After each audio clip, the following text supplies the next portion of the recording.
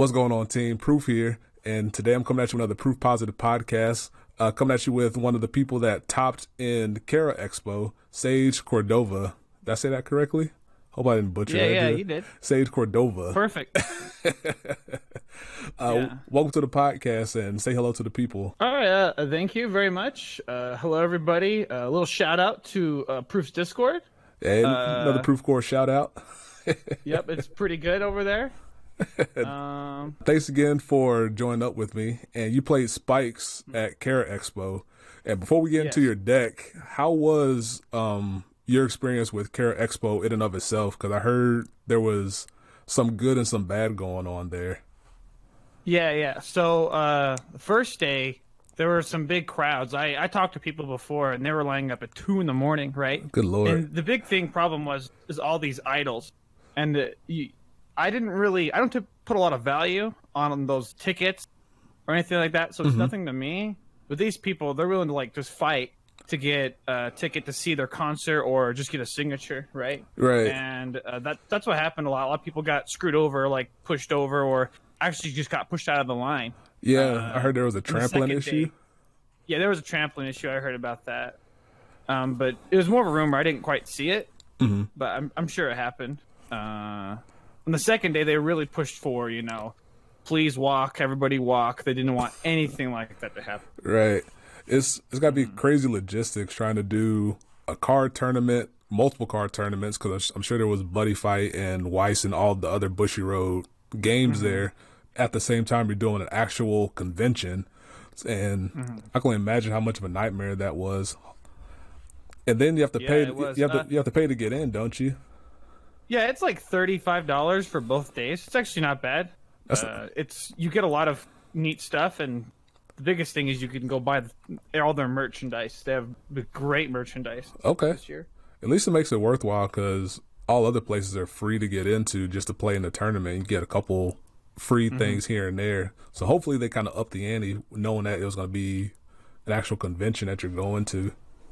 Yeah, and the bigger thing is that as far as this year, it went kind of crazy at the beginning. It was so much better than last year for the actual card game.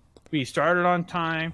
They finished at a decent time. Last year, between round 1 and round 2, it took over an hour. Oh, wow. I vaguely remember that. I remember hearing details about that.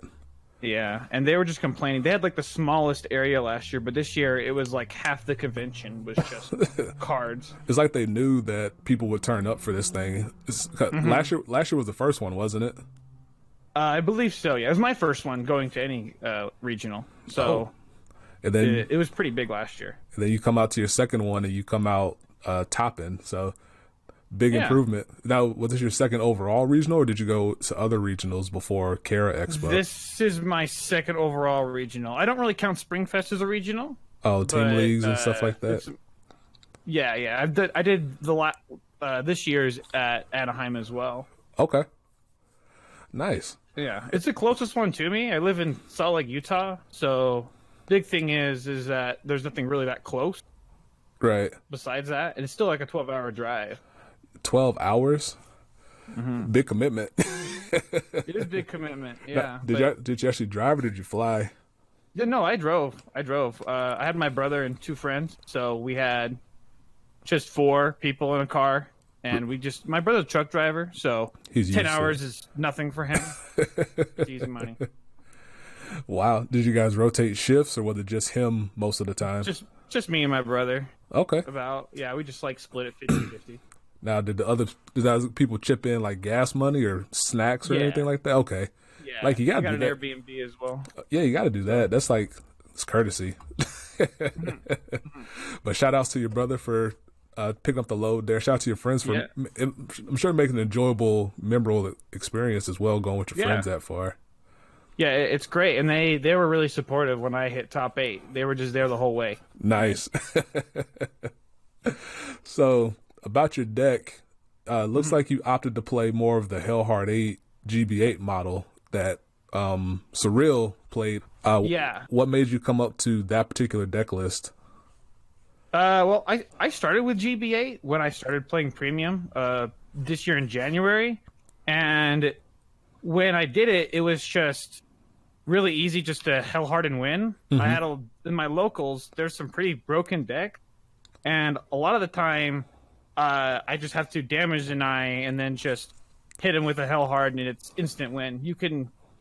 I've 0 to 6 summoned before with no force marker, right? With good luck.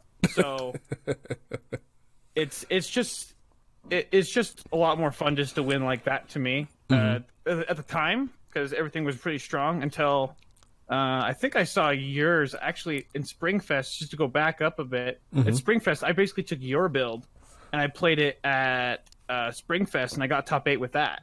Oh, the previous Standard Plus again, the previous Standard Plus deck. Yeah, pretty much. It was pretty much the same build. Okay. Yeah, that deck was good to me. It was very successful before the new stuff came out. Yeah. And I'm gonna have your deck going in the background so people can see, but it looks fairly standard. I do have 2 card questions, one in the grade 1 lineup. Now, yeah.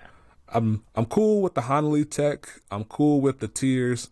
I was interested to see also in Surreal's build that neither of you played Big Ted to help return Detonate Barrel for the loop to happen. Why'd you go that route without Ted?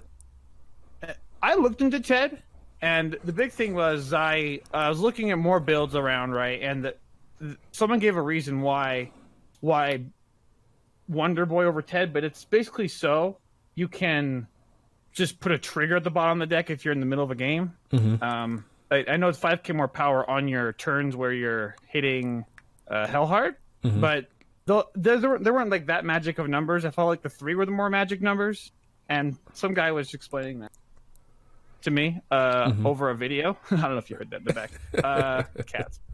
Anyway, but that's why I did it, and just so I had more options with if I needed to throw a heal trigger down the bottom of the deck, or any other grade 2. Now, when I have dabbled a little bit with Hellheart 8, Crazy 8 as I used to call it, and I would play Wonder Boy and Ted, like a 2 of Ted tech or something, just to help extend the combo if needed. But that sounds great. But it's like you went the full 4 Acrobat. Did you feel that was necessary, or if you could go back? I normally I'll say this for the end, but I figured since we're here, if you could change anything about your build, would you make any changes to it, or were you pretty satisfied with it? Actually, I would make probably one change I want to test out as soon as I get to locals. I actually want to take out 1 Dry Fodder and put in 1 more Hanali. Okay. And the big reason for these, I want small number Vanguards on grade 1 and 2 so I can hit under their Vanguard. Yeah, that's a very common practice. It's a very common practice. It's a very annoying practice. That's why I also run Devil Dom. Actually, just so I can hit under their grade 2, so I can get a draw off. Yeah, I definitely understand that. And then oh, go ahead. Oh, yeah, the reason for the second Hanali, I played 1, and that's actually really risky because I could damage check it, and then my win condition could be screwed against Gold Paladin. Right. Or if I'm forced to ride it, then I'm even screwed for that too. So you need that second one for insurance.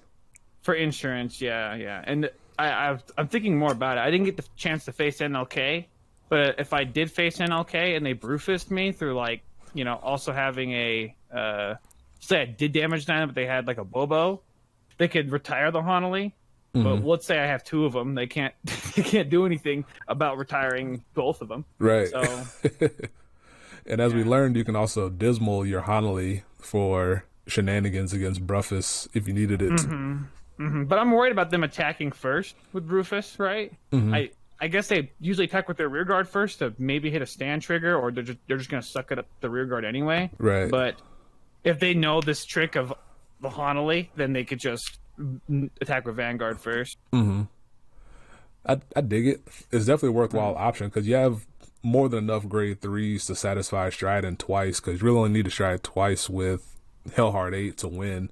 So I feel you can comfortably cut out a Stride Fodder and fit in a second Hanali. That's definitely a good addition.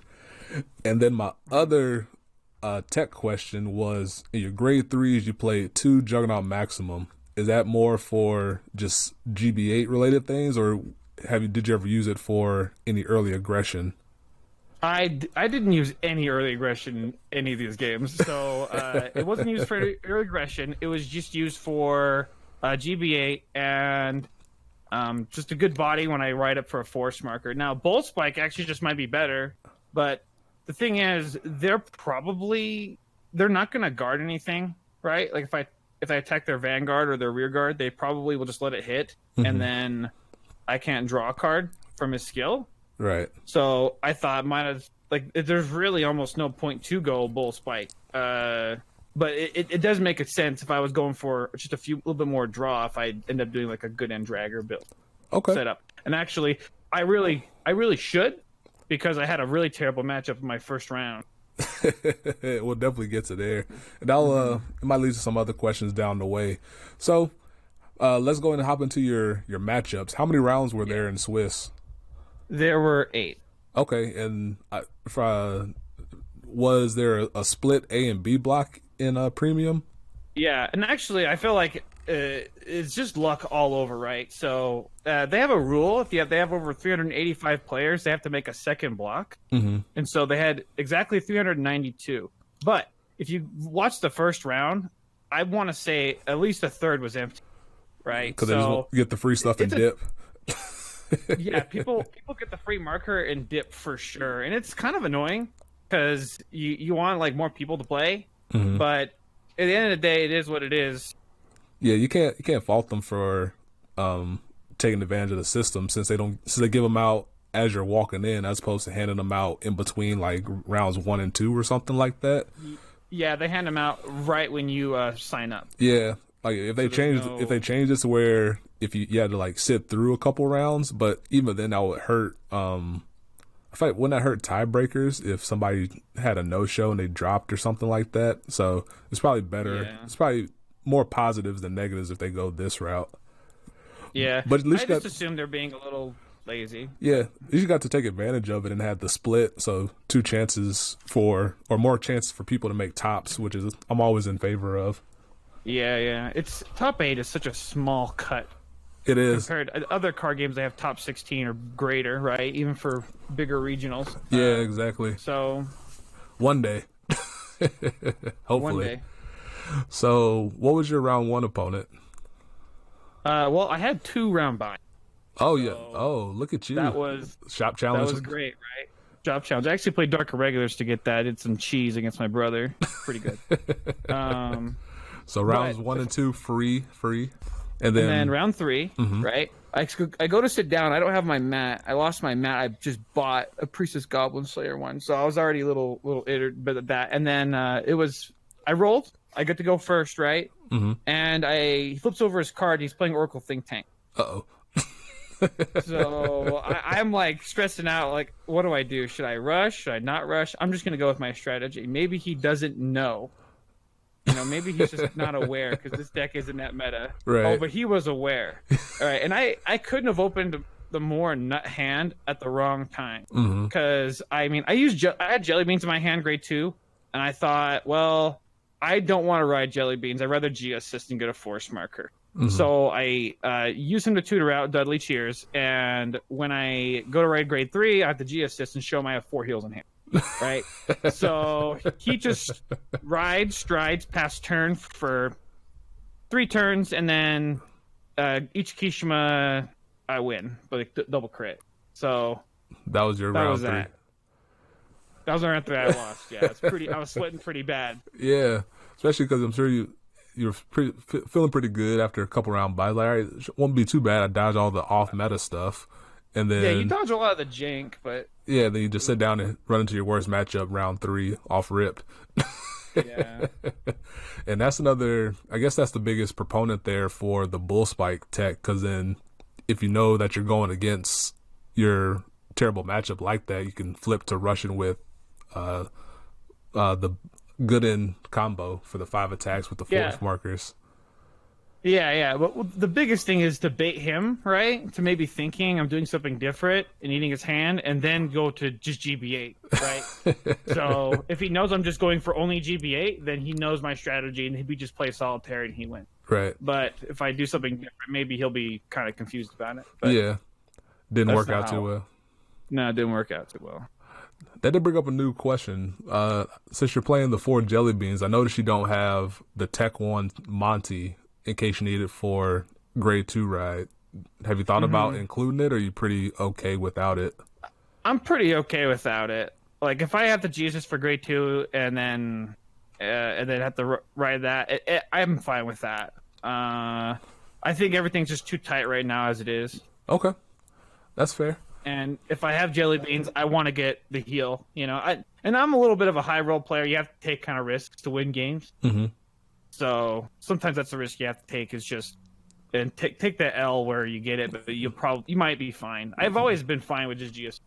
Okay. So, yeah, you just kind of you just kind of have to know that the chance is there and be comfortable with it. That's mainly the big thing about deck building, is just being comfortable with the failing. I forget the actual term.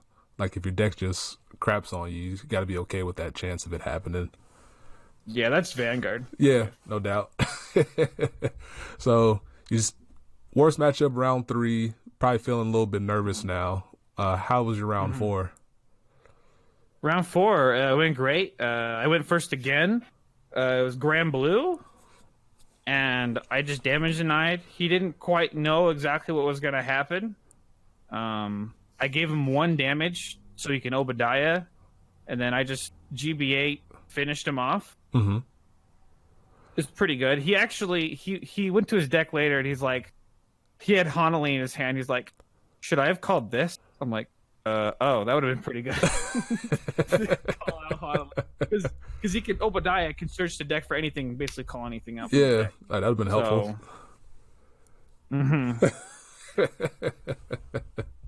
Mistakes were made that day. Yeah. At least you didn't. Well, we'll get there. Hopefully, you didn't have to run into him again with that extra knowledge that he had ready available to him. Oh, for sure. So then we get to round 5, and I'm sure feel a little bit better now because kind of got your combo, feeling the mojo going. How was your round 5?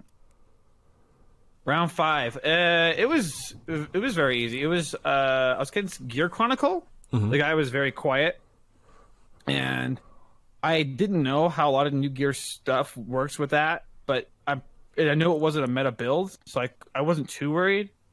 But he starts the game, he goes first, and he draws a card and just ends turn.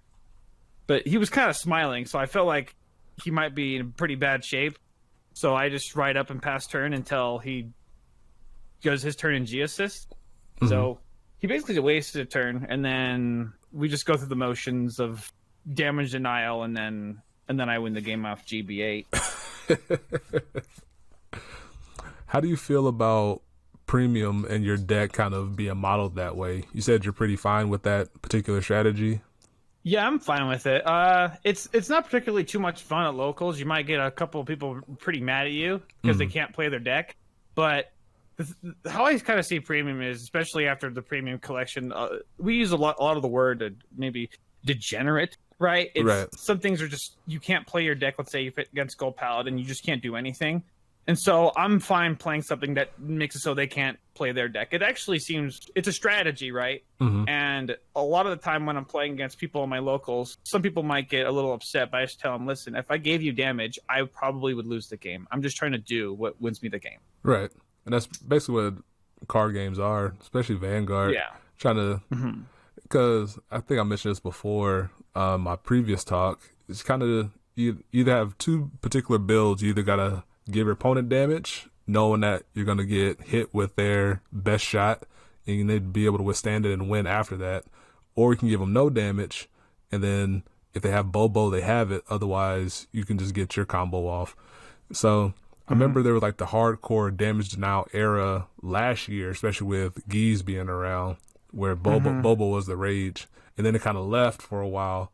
But if now we have 2 spike tops using GP8 with the damage deny strategy behind it, I can reasonably see Bobo kind of maybe making its way back, especially in time for the world competition in January. So that'll be interesting. Yeah. That'll be interesting to see. I don't disagree with you there, but I feel like this deck is pretty good in its time, because for the top 2 decks, Neo Nectar and Gold Paladin, people's opinion, top 2 decks, right? They're not going to run Bobo. It's just not going to be a thing in their deck. If they face the mirror, Bobo's useless. Right. If they face each other at all, Bobo's useless. And that's just it. Because they're both right? going to try and shred your face off.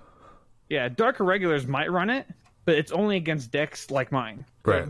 They don't want to use it against Gold Paladin near Nectar because their hand's going to be gone and they're going to be taking up to 5 damage.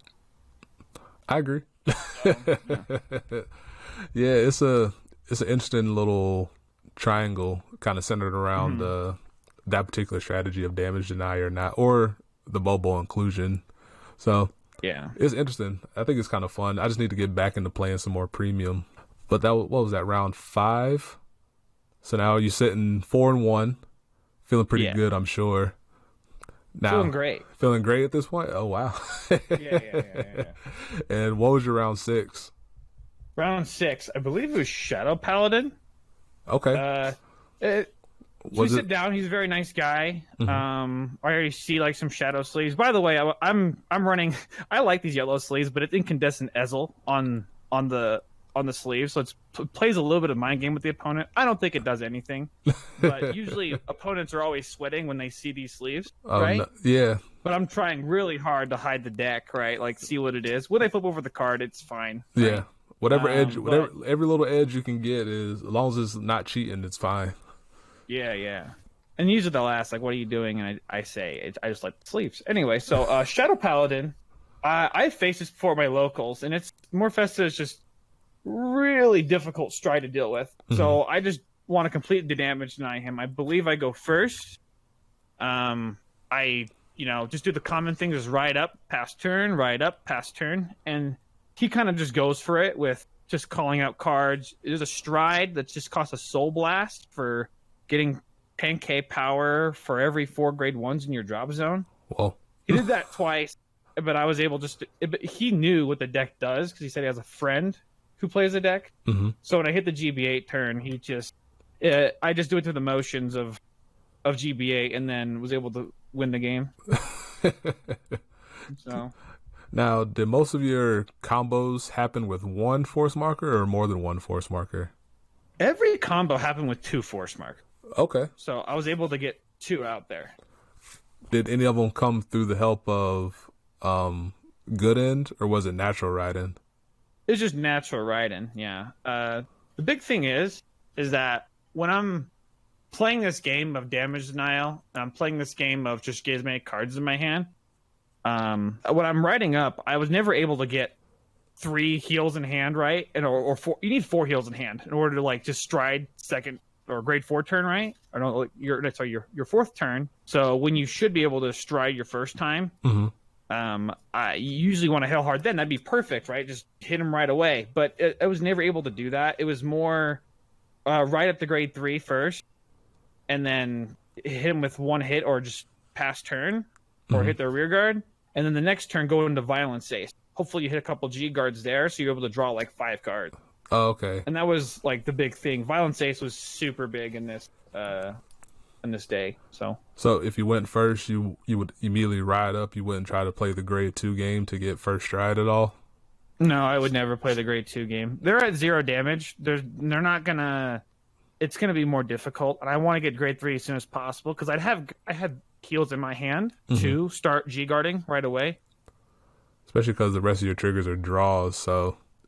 Well, not the rest, but you're playing more draw triggers than normal, so those 5k triggers or 5k shields don't really help you out that much. So it totally makes sense getting to grade 3 as soon as you can, just to get your big guard going as soon as possible. Yeah. Okay. Yeah, and that's actually another problem with the deck, actually, is it has too many 5k guards. There's no... So if you don't have G guards in your hand or perfect guards, it's really hard to guard things that aren't Ezel. Yeah, because that's actually what kind of lost me my last match, but I'll go into that later. Okay, so that was round 6, if my math is keeping up correctly, and now you're back to 5-1. What was your 7th round? My 7th round is my first time playing Gold Paladin. The biggest thing is my locals, right? People aren't playing a lot of meta stuff lately. They're just kind of playing their own fun decks, which is fine because I might run into it sometime. But I'm facing Gold Paladin for the first time. It's this girl named Stacy. She's from Hawaii, right? Okay. I sat next to her like the whole tournament. And so, of course, again, I high roll, and I go first. Right. But I actually made a big mistake, right? So I rode up to grade 2, and I didn't use Mecha Trainer to get Honolly out in the field already. I just kept them there because for some reason I was thinking if I attack, if I have no rear guard there, because I think I'll swing it under her Vanguard, then I can't give triggers there, but I can just give it to Honolly. Yeah. And that was a big mistake because when she went to her grade 2 turn, she rode up, did Ezreal things and got like a bunch of attack stuff, which I had to waste guard and go to 5 damage. And then the next turn, I called out Honolly immediately and try to get as many resources back. So I was able to get all my resources back and 3 G guards in hand. I think I strode immediately into Violence Ace. So even Violence Ace is super good, even with 1 face up. Using a skill to get 1 face up, because it is just 1 card at the very minimum. And that's what this deck needed, just to draw as many this matchup, because my hand was already looking pretty bad. I was actually really worried until she went to her turn, it hit no triggers, or it was something pretty easy to guard, and I had 3 G guards in hand. So I was able to hit Hellheart 8 next turn after. Right. She wasn't quite ready. I don't think she quite knew exactly what was coming. I think she knew about the card, but not about the combo. Right. And so my hand was actually super limited, but I was able to use the full combo. I don't know if you saw, I made a video yesterday, and you can really push Detonate Barrel and Wonder Boy. Yeah. As long as you don't accidentally draw Detonate Barrel and Wonder Boys from his draw to keep getting you hand to attack with Hellheart. Unfortunately, though, I drove check a tier, so I couldn't do anything with Spike Bouncer. So that's also another combo you can keep going. Yeah. But that's just the thing. When you drive check, you're going to suck up those cards that you really need in your deck. But I was able to just Hellheart it with 2 force markers. She hit 25k damage triggers, but I ended up taking it in the end. I had like 3 cards left in hand. So everything was feeling good. I had a friend behind me like half the game. My friend Michael, he was like commentating, be like, "Oh my, you are a god!" Like this thing. Yes, I'm like, "Hey, we're in the middle of a tournament right now. I need you to calm down." Right? He's like, "Oh, okay, yeah." Because I don't think you ever saw the combo of just Detonate Barrel Wonder Boy when you have such a limited hand. Yeah. A lot of people don't know about it. It's not underrated. It's just not very well known. It's very potent, especially because it's just free attacks the entire cycle until you run out. Yeah, and most opponents, they'll look at your hand and they'll say, "Okay, how many cards do you have in hand?" 5. So you have 5 attacks? I'm like, I have at least 1 attack. So it's gonna keep going until basically I can't do anything else. So there's never it's amazing. There's never an easy way to answer that question when I've experienced it. Like, how many cards in hand? Yeah, I got 5. So how many times can you attack? We'll find out together. That's usually my default answer. Yeah. That's good. And actually, that's what the judges tell you. My brother had a thing the previous game, but they ask you how many attacks you have left. The judge says the answer it doesn't have to be answered because it's at least 1. You can't exactly say I have 3 attacks left because they can choose not to attack. Right. I'll just say I'd like saying we'll find out together because then it's a mystery. Yeah. Did you run into any issues of people disputing how Hellheart 8 worked at this point? No disputes. People were pretty nice. There was no like what the heck. I think most people kind of knew what was going on, and that they're already used to premium being a little broken. So when they see this, they're like, "Oh yeah, that totally makes sense." That card, yeah, for sure. At least we're past that point. I just remember, back, what was it? I guess last year or so, there was a lot of a lot of posts and comments and stuff, just kind of debating and disputing how Hellheart worked, even though the red text and everything was kind of plain as day. So I'm glad we're past that. I'm proud of the advancements we've made as a Vanguard community now that that's behind us. And actually, that brings another thing. Last year, like in January, when I started playing this deck, I didn't quite understand the skill. Even when you like watch a friend play it, and you're like, "Oh, I just do what he does," but you don't quite understand the skill. I thought, like, let's say if a denial griffin happened, it just stopped the whole combo. Oh, Right? yeah, yeah. But it's not how it works at all. And actually, I lost a it was a ARG, like a 64-man tournament in Vegas, because I could have got the top 8, but instead I went to Dust, and I forgot he was at 1 power, so he was able to guard it like when he shouldn't have. But I didn't know, like, you could have multiple rear guards, like just keep them there the whole time until you're ready to use them later. Dust. I miss Dust. Nah, I don't. You don't? I'm a sad boy. I played a lot of decks based around Dust during his heyday, so I got fond memories of him. Let's see. So you escaped. You survived the Gold Paladin Scourge. Yeah. And that was that round. They announced this might be the final round, because I'm guessing it was just about tiebreakers. But unfortunately, that's not how it went. That some tiebreaker won, so they could not the tiebreaker, playdowns. Yeah. Some playdown won, so then we had to go to an 8th round, which was fine. Yeah. I love playing more Vanguard. I love the enthusiasm, because I know, especially with premium, not everybody's excited to play premium, so it's nice to hear people that are more enthused about it. That's always fun.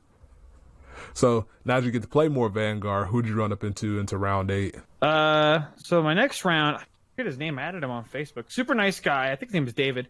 He played Gold Paladin.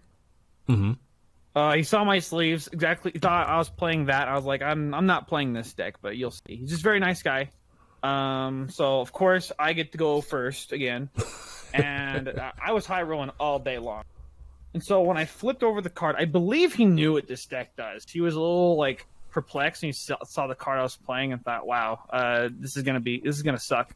And exactly that. When I wrote up to grade 2, I wrote a Spike Bouncer, did a Honolulu play, and then I just passed turn. And he's like, "Wow, I really wanted no damage."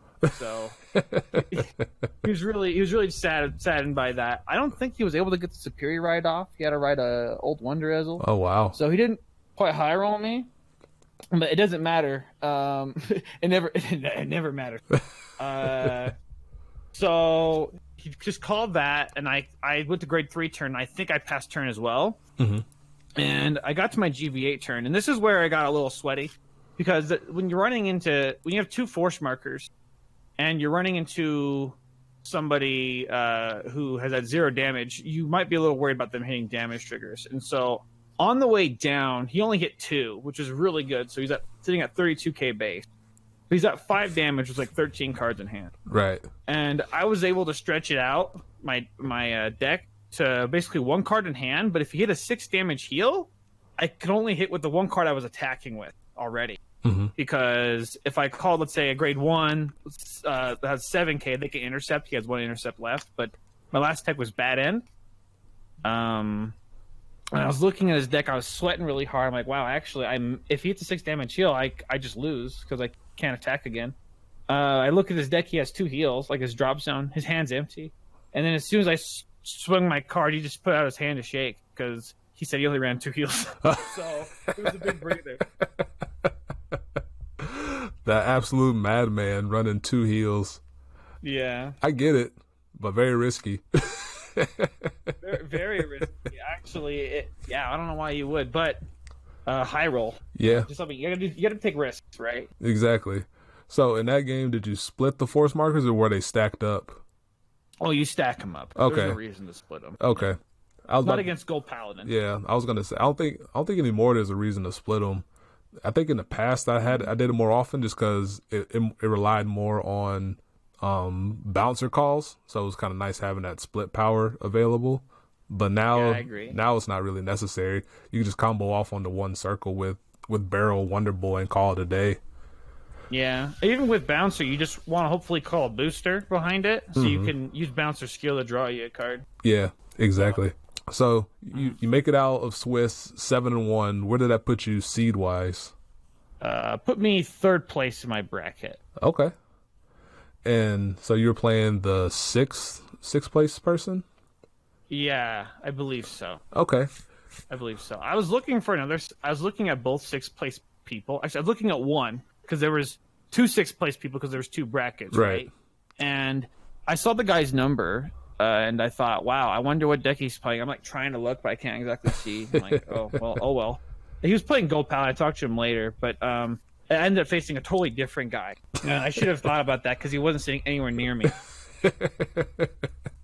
And at this point, there was another Spike Brother player there who hit top 8 in my bracket, and so we were both like nerding out over Spike Brothers, like, oh, dude, we love this so much, all that. And that's like, what deck do you play? He's asking me that. I'm like, oh, dude, I can't tell you any of that. We might play a game together, right?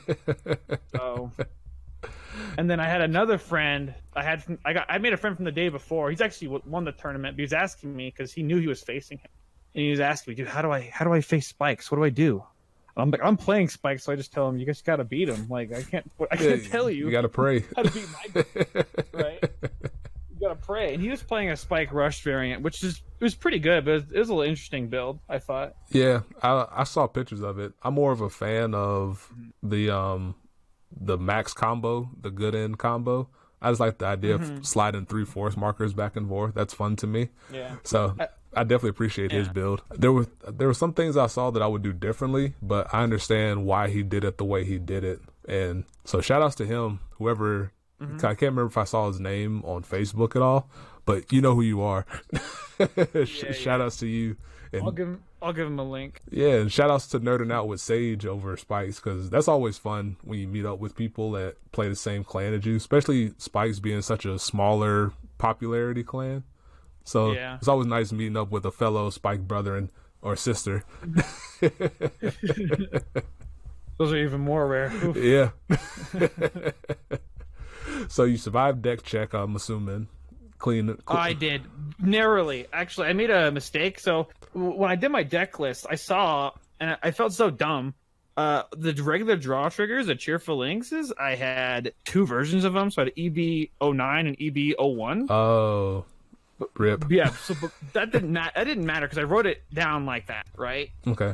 But the problem is I put like a wrong number because I put like 054EN, which is like the English edition, but for the other one I put 09 because that's just EB9 09, right? That's a set it comes out in. So they had to like call like the head judge over, and the head judge was like, oh, the intention was this, it's fine, but it seemed really dramatic, right? But I like to say that I wanted to make it very hard for Bushiroad to put it in their system. Have you ever seen the deck list online? They have all these random high rarity cards, and you can't exactly tell the deck list is. Yeah.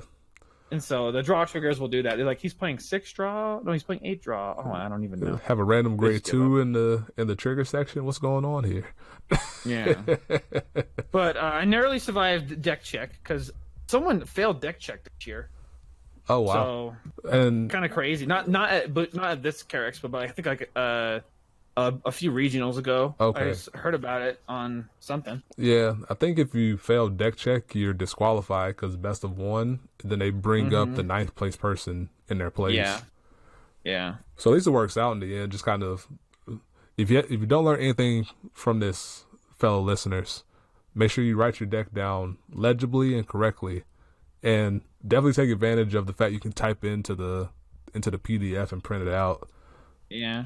And to be fair to like the judges and stuff, just make sure it's all there.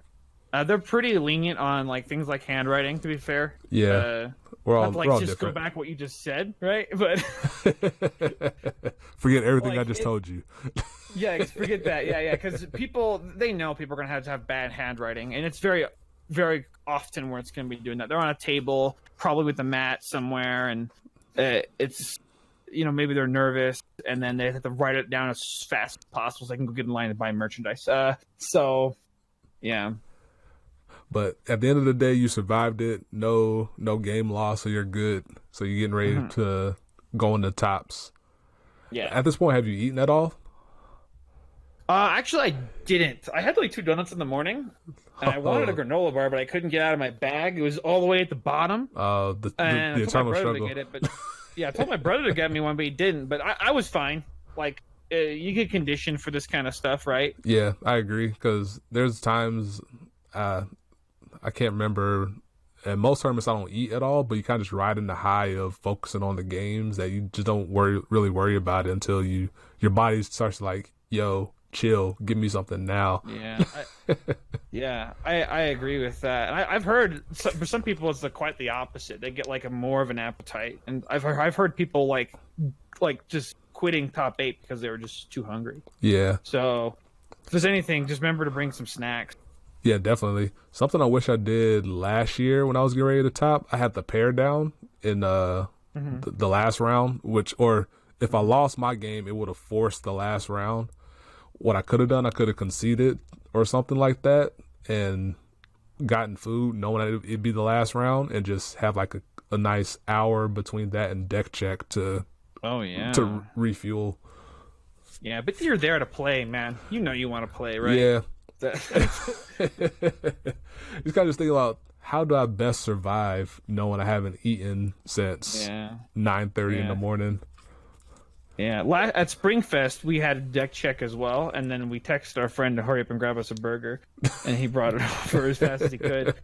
So just get some good friends, to get you some food. Yeah, if they think you're gonna stop. Yeah, at the ARG that I won, my wife was with me, and she was out and about because she didn't really want to sit around the convention center all day, so she drove the car, and she went to the nearby grocery store and got me a sandwich and some fruit, and that's what I needed to live.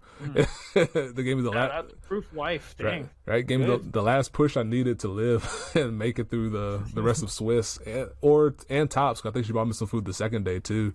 So yes, shout outs to my wife for getting me that food last year. Actually sneezes, classic anime style.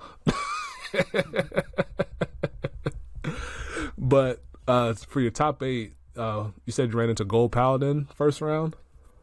Yeah. So by this time, you're a grizzled... This guy, Andy, I faced him last year at Chara Expo. Mm-hmm.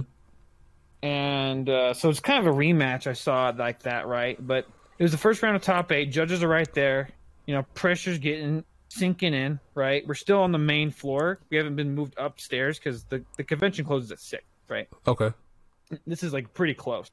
So we sit down. Of course, I high roll again, and we take our turn, right? I opened with a decent hand, but except I had no grade 1, so I had a G assist for that. So we start the game. Mm-hmm. I G assist. I fail. Oh no! And I'm like, this is. I had this feeling that it was bad, but everything was going to be fine, right? Mm-hmm. So then he rides up grade 1, calls a booster, attacks. I take it. I then top deck a Wonder Boy to ride up to grade 1. I get the Honolly ASAP out, and then I pass turn, of course, in true Hellheart 8 fashion. And then he goes on to actually G assist, fail twice. Oh snap! Plot twist. Yeah, plot twist, right? So now I'm feeling really good. I have heals in hand. I'm using jelly beans, right, to get things going. Mm-hmm. And then another thing occurred to me, like, what if he did like a whole different mind game? Because he's just swinging with his Vanguard. So you can only G guard, right, when your opponent's grade 3 and you're grade 3. Right. So what if he just like stayed grade 1 or grade 2 for like ever, and I couldn't G guard, right? Like what is my option then? And do I want to give him damage? If I give him damage, he'll probably just superior ride stride kill me, right? Right. So I ended up just playing it safe. Eventually he rides up to grade 3, and I was able to get my combo off. I did it pretty fashionably well. There wasn't really any hiccups. I still had detonate barrels in the deck to draw cards off of. Mm-hmm. He does 6 damage heal, putting him at like, I think it was just 42 or 42. But I still had big attackers in the deck, and he had like 3 cards in hand. So it didn't even matter. It didn't even matter. Yeah, he felt like he could have won. Maybe he doesn't quite know Hellhard very much. When you hit Hellhard, you just win the game. Right. That's what they should actually just put on Hellhard. But GB8 win the game. Yeah, GB8 win the game. That's actually what the text should say. I wonder how you would have handled it if he stayed at like, say, a 9K grade 2 and a 8K booster and just made like 17K columns and swung at you that way. Yeah, if he did that, I'd probably just swing it as rear guards all day. trying to get him out of resources, and then just eventually stride up to GB8. Oh, like kind of stride pass until you got to Hellheart 8. Well, if he has a rear guard and he's trying to actually kill me like that, then I can at least stride kill his rear guard. But yeah, let's say he was only his vanguard, I wouldn't give him 1 damage. I would just stride pass. And you can do that really easily with all your flippers. You have 3 flippers in the deck with 2 Marindals and one Violence Ace, or 2 Violence Aces. Yeah. So you can get there pretty easily. Okay. So you had strats, you had contingency plans. I dig it. Mm-hmm. So you made out of top 8, and you get in the top 4 now. And the highest you've ever been in a tournament, regional tournament, I should say. How are you feeling at this point? Oh, I was feeling great. I was. Some buddies of mine were also in that same top 4. Mm-hmm. And so we were just having fun, memeing it up, and he's talking about his matchup with he had with Spikes, but he's still asking me, how do I beat Spikes? And it's like, come on, please, stop it. And like, I'm about to face him, right? Yeah. And at this point, we actually have to go upstairs, so we kind of had a chance to talk for a minute and use the bathroom. To go into the quarterfinal, because the venue was closing, so we couldn't play down there. We had to go to another room. Okay. Which is kind of weird, because I think at first people couldn't go in and watch, but then like in the middle of it, people could. Oh yeah, that's really weird. Yeah. So going to my semifinal match, right, against Deo. He's looking to get a world invite. He's he's part of Vision, and before I was talking to him a lot about Vision, and like. I didn't quite gel with their site very much, because they didn't have comments and they didn't have like a lot of clans, especially they didn't have Spikes. And I've offered to do something before with people, but the guy's like, dude, let's do it. Like, let's just talk about it, right? So that might be on the horizon, actually. Okay, so, that's what's up. Yeah. So going into the game, of course I high roll. Of course. I already feel pretty good because he doesn't know what my deck does, but. Unfortunately, I have never played against Neonectar, the best deck in the format. So a little bit of faulty on mine for me not pairing like that, right? Yeah. So we go into it. I disdamaged, and I think he expected that. And he just called full fields. And then when I go to my... I have something to attack, right? So that's really nice. So I attack his rear guards with my Vanguard so I can get... extra drive check, right. And then he goes into Katrina. This is where I made like an insanely big mistake. And so I G guard. I had 3 G guards in my hand, so I can't hit GB8 right away. But my hand's pretty decent. But I'm at 4 damage, and he swings with his rear guard that has 2 crit. I believe I guarded, and then he swings with his rear guard that has 1 damage. So. I look at it and I'm thinking, I want to G-guard this so I can G-guard the other 2, so I can hit GB5, so I can draw 5 with Violence Ace. But that's the thing, that was the only attack that was attacking me for a guaranteed 1 damage. And I had Honolulu on the field already, so he's not doing more than 4 attacks. Okay. So when I go into this, I G-guard these other 2 attacks in that attack, right? And I hit GB5. And then I draw a draw trigger off the top of the deck. So if I hit that draw trigger, I could have saved a G guard for the next turn, probably winning the game. That's how I saw my biggest mistake was right there. And we talked about that after. And then the next turn, I go into Violence Ace, draw 5 cards, or I think it was 6 cards because I would have flipped 1. Yeah, 6. Draw 6 cards, and then just swing at his rear guards again. I just needed him to. My GB8's my next turn, right? And so he's sweating pretty bad. And this time he didn't make the same mistake. He had basically the same turn as he did last time, but this time he sweat with the 2 crit. So I'm at 4 damage. It's gonna kill me because I have no heals in the deck. And then he swung with his and then he's gonna swing with the 1 crit again, but he turns it back right up, and he's like, wait a minute, let's not do that. Let's attack with the Vanguard. And he hits a crit off of that and puts it to his other rear guard, right? And so the numbers were when I PG'd his Vanguard, I discarded a 5K.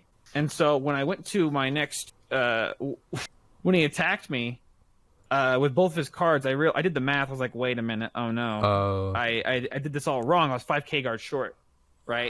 That's on the one worst. of the attack. So yeah, it was pretty bad. And I had 2 grade 3s in hand, so I could have just discarded a grade 3. So when I went to my next, so basically did that, I just lost the game. Yeah. And then we wanted to talk about like, what would happen if I did hit GB8, because his other strategy was to literally just hit like 4 damage triggers. I'm like, you can't rely on that, right? He did have a good idea though, like in case that happens. He's just looking at all his options because he did thin his deck out quite a bit. That's what Katrina does. Right. So the odds were more likely for him to hit at least more than 1 damage trigger. Yeah, and he flipped over his deck, and I think he had 3 or maybe 4, right? Mm-hmm. So it was very possible, but my thing is, Hell Hard A is you stride him, you win the game. There's just no doubt. But I lost because I made a big mistake there. Yeah, taking that guaranteed 1 would have been very crucial. That's a thing to think about if you're playing a combo deck, is kind of like the risky or taking the safe routes and knowing when to take the little riskier routes and things like that. Because I think I featured in a few videos where I've taken damage just so that my opponent can't heal, and they would check the heal trigger on their upcoming drive checks, and it was like, see. So that's why you gotta kind of do those things. But yeah, we all live and learn, and that's room for next time. And it's good to see where like your opponent made his mistake, because that was his mistake, was attacking with that 1 damage, right? Mm-hmm. So you live and learn. Also, like, see what your opponent makes a mistake, and that was just a big one he made. But unfortunately, I guarded it. Yeah, you didn't capitalize on the mistake. Yeah, it's all good.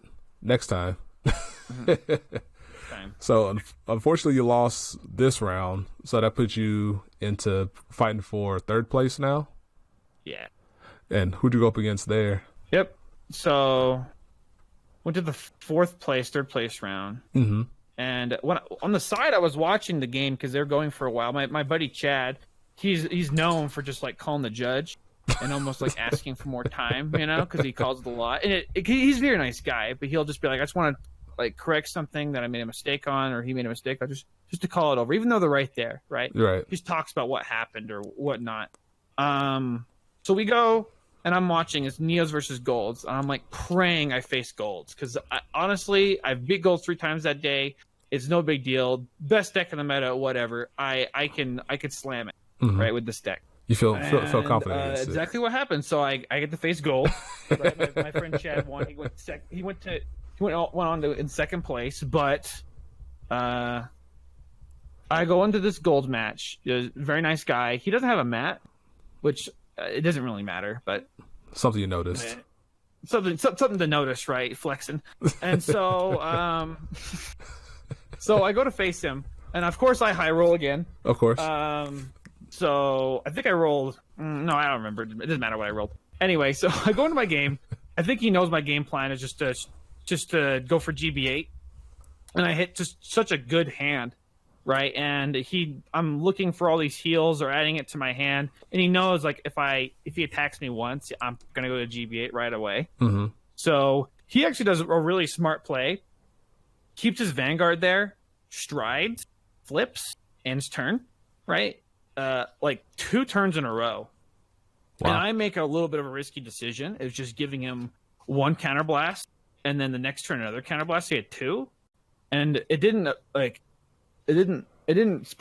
pop up in my head until it was too late, where he ultimate stride. Right? Oh. But I've never been more welcoming to an ultimate stride in my life, because I had a Hanali. He's at 0 damage, so he's at max 4 attack. Right. I'm at 2 damage. So in order for him to kill me, he has to hit 3 crit. But he has to hit 3, and I have to not be able to guard one of them. Mm-hmm. And I had 3 G guards in hand and 3 perfect guards. So you were more than ready for this Ultima. Yeah. Yeah, I already smelled 3rd place. It just felt great. And so, but I was doing math in my head, and I was like, I wanted to G guard his ultimate attack, right? Right. Without perfect guarding it. But then I remembered in the middle of all of it that Ultima gives power to both his front row and his back row. So I almost made an oopsie there, like underguarding. And I'm like, wait a minute, that does this, right? And they're like, yeah. And I'm like, oh, I see. So I did the math. He was like 105K if he hits 3 triggers.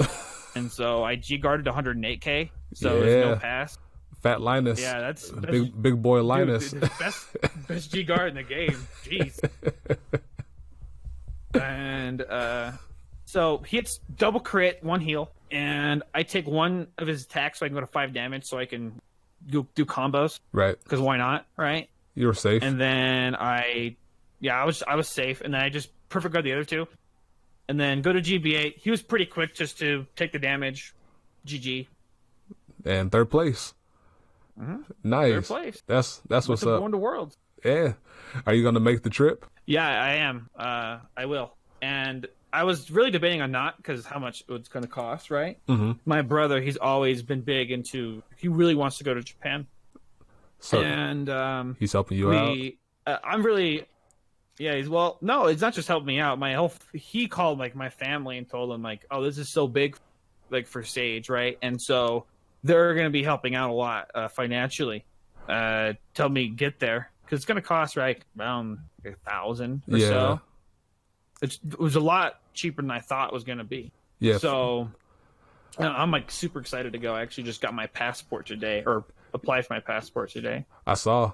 So got the application in, got the expedited. Yeah, I got it expedited. Yeah. Okay, that's what's up. Shout out to your family because for caping up for you like that. Yeah, I couldn't believe it. It was great. Yeah. I'm super happy about it, and I'm more happy that I get to play some more Vanguard, right? Because this is like the last regional, so I'm gonna be able to go there and play whatever I want. I probably will just play Spike because it's just what I had the most fun with, and I think is good right now. Honestly, I don't think I'd have any other way. I considered playing like Dark Irregulars, but I always felt like weird in some weird mirror match if I faced like the same thing. Yeah. And so I don't want things to come down to like a dice roll or them just getting lucky. I want it to just feel like I'm in control the whole time. And I know this deck, it definitely is one of those decks where you're kind of playing solitaire.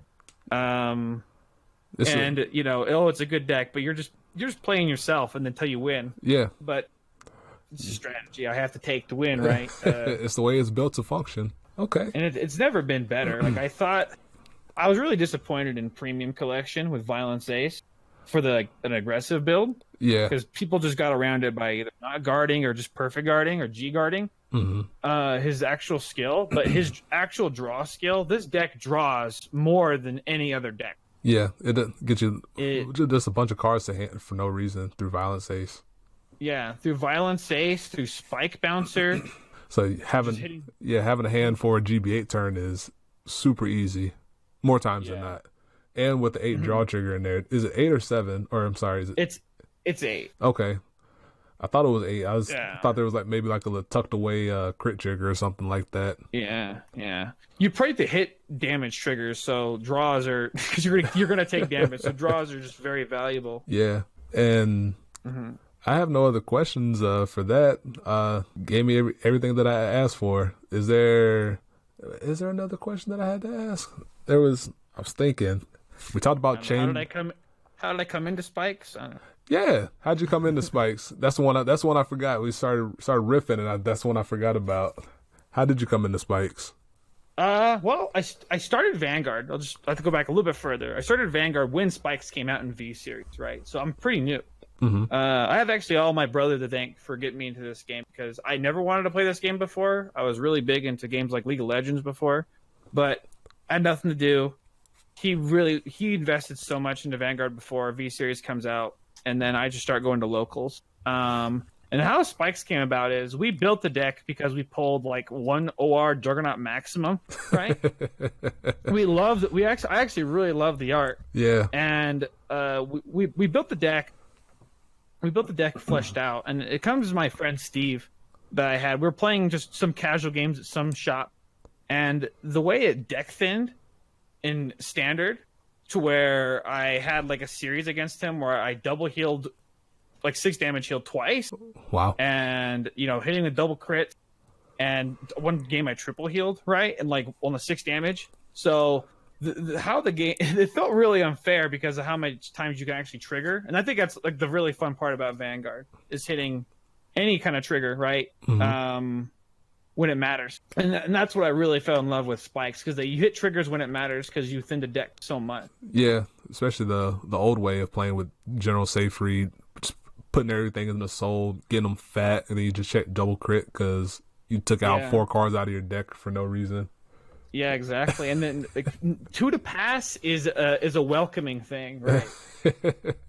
So always going to Vanguard on the 2 to pass, especially at that point in time. Yeah, it's a little frustrating with this new support. A lot of stuff goes back to the deck, right? So you don't really have that same element, but it's more drawing, so you have more sustainability. But it's like example with your new grade 1. It puts a card back. He goes back to the bottom of your deck. I really wish there was a way around that, but it's just too good of a card not to have. The way to get around it is by putting it back and then using the second copy with general safe read because you know it's there, so it's guaranteed at the bottom. Yeah. Easy strats. And then if it's at the bottom, unless you shuffle your deck somehow, you know it's going to be there, so it doesn't factor into your trigger checks. Yeah. And then when I was playing a lot of Spike for Premium, my friend Steve, he also had a GB8 deck. And I don't know if you know Crushing the Meta. Yeah, I know them. I followed him a little bit, and he had like a really good build, and he actually had almost his exact same build for his fourth. I think he got 4th place at France, and so fourth place. That was like when I see Surreal. When I see results from Surreal, and I believe that he also hit 4th place, Crushing the Meta, right? Oh no, sorry. London was Surreal. France was probably Hearth. I can't remember off the top of my head. Yeah. Hearth is Crushing the Meta, I believe. He's part of the team. Nice. Unless he just took it over. So he was him and Surreal. One of the reasons I played the deck because it was doing good. So I thought, why can't I do that? So I kind of used the same buildish, and it just worked out. Yeah. Win your rolls, win the game. Yeah. Yeah, if it ain't broke, no reason to really fix it. Kind of just make small tweaks to fit what you're looking for and keep the rest of the 50 cards mostly the same. Or 66 because of the G guards. Yeah. Or the G zone, I should say. Before we wrap up, is there any additional thanks or shout outs you want to give to people that may have helped you get there? Yeah. I just want to give one big shout out to my brother, Jonathan. He's the reason why I got in this card game. He's the reason why I'm probably still in it because we get to play each other all the time. Our local's pretty small, and so he helps me get all the practice I need. And then he's a good player too. So yeah. How did he? Thanks. How did he end up doing? Did he play Premium the second day? No, he bubbled out the first day in Standard, right? He made a mistake playing Mirakumo. Yeah. And he wanted to have fun the second day, so he just played Weiss Schwartz, some games like that, and then I think he had a lot more fun doing that. Yeah, and especially than he would have in a tournament. Yeah, you also just kind of check out the convention the second day too, while everybody's in the tournament. Okay, yeah. Shout out to your brother for A, getting you into the game, B, helping you get to the tournament for driving most of the way, and then C, for getting your family involved for helping you get to Japan. So big family effort there, which I love to see. Any other shout outs you wanted to give? Yeah. Okay. And I know you have a YouTube channel. Where can people find you? Oh, yeah. You can find me at YouTube. You can just search Kekfile, Kekfile. I made some Vanguard videos. I might make more soon. Okay. We'll see. It's pending maybe Team Vision stuff. We'll see about that, right? A little shout out to them because there's some friends that just recently made. Okay. And I also have a Twitch. I play a lot of World of Warcraft. I don't know if people are into that, right? But check me out there if you want. Yeah, I'll leave links to it in the description below. So just make sure you send them to me, and I'll put them down there. All right, sweet. Thank you very much. Yeah, and hope everybody that listened, hope everybody enjoyed. Once again, thank you to Sage for taking the time to sit and chat with me. Congratulations on getting third, and best of luck in Worlds. All right, thank you. I'll keep you updated. Peace. Peace. Be easy.